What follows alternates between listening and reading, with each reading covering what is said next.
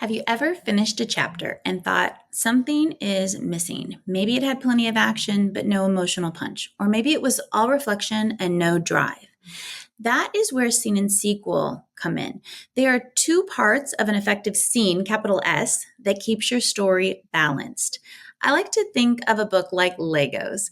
One little Lego alone is just a little Lego. But when you snap them together, suddenly you have a castle or a ship, or if you're like me, a magical manor house with secrets hidden in the walls.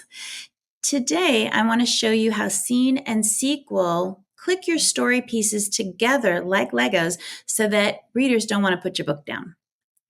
Hi, I'm Melissa Bourbon, author of more than 35 novels, writing coach, cover designer, and founder of WriterSpark Academy. I believe in two things as a writer. Paying it forward because I have learned so much from others along the way, and I love sharing it back. Plus, I'm a teacher at heart. And the other is writing intuitively. I am a hybrid plotter pantser. So while I do love structure, I am also guided by what feels right in the moment. If that is you too, scene and sequel is perfect for writers like us because it gives us just enough structure without boxing us in. And if you are a plotter, it is equally great for you too because it does provide that structure. Let's look at scene first, scene with a lowercase s. Scene is where your character takes action. This is goal, conflict, and an outcome that changes something in the story.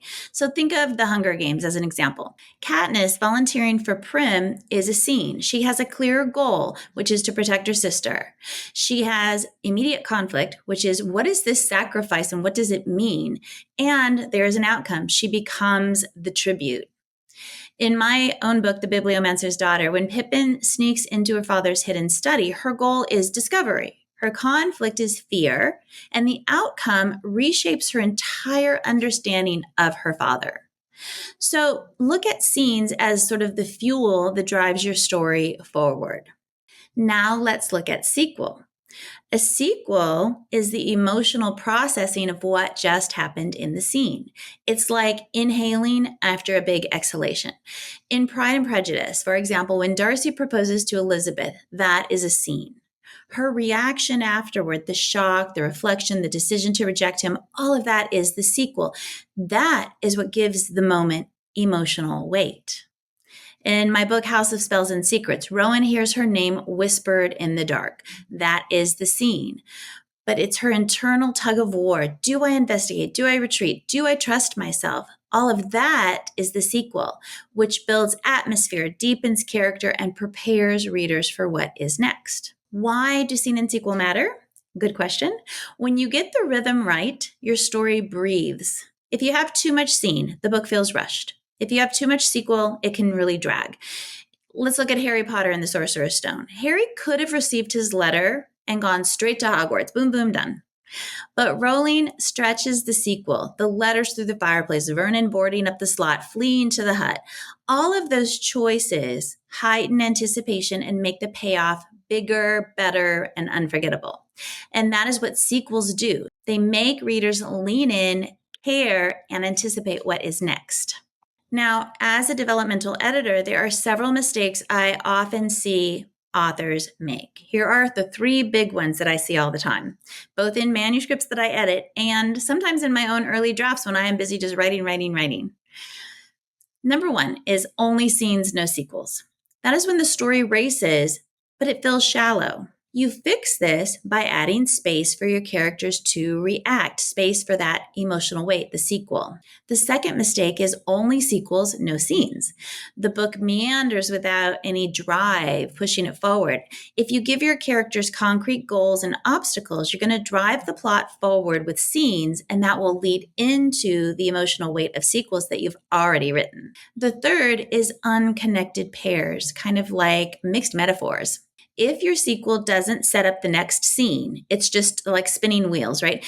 You need to link them together. The scene, capital S, needs two parts. It needs that drive, scene, and it needs the emotional weight of sequel. Try this exercise. Take a chapter from your work in progress. Label each section as scene, goal, conflict, outcome, or sequel, reaction, reflection, decision. If you can't find both, then you found the weak spot. Balance them, and your chapter will start to click together. Going back to my earlier metaphor, like Lego bricks. So here's the big takeaway: scenes drive the story, and sequels make readers care. Together, they create a rhythm that keeps the pages turning, keeps readers turning those pages. Once you see your book through this lens, your chapters will not be flat and your pacing will be really strong. And that is what you want as a writer. And that's it, scene and sequel. Please hit like and subscribe so you don't miss next week's Craft Thursday, where I will be talking about openings that hook versus openings that lose readers. And I will share examples from popular books, plus what I've learned from my own writing. And if you're ready to go deeper into character and structure or marketing with Pinterest, check out the links in the description for my online self-paced courses. Make sure you're tuning into Marketing Monday videos, which are all about marketing with Pinterest. And until next time, happy writing. Ain't never needed Poppy's blessing, no. You need keep working just to get it, though. I know she carried your whole world.